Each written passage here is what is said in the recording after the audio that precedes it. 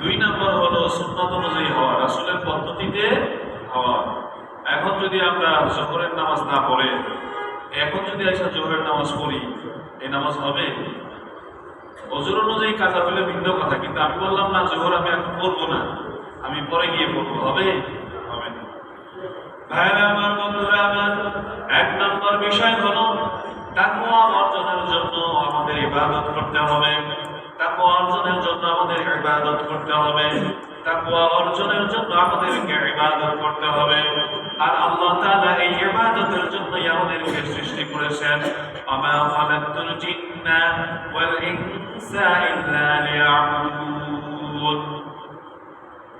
আমি জিন এবং মানুষকে সৃষ্টি করেছি আমার ইবাদতের জন্য। তাহলে তাকওয়া আর ইবাদতের মধ্যে কি আছে? পার্থক্য আছে।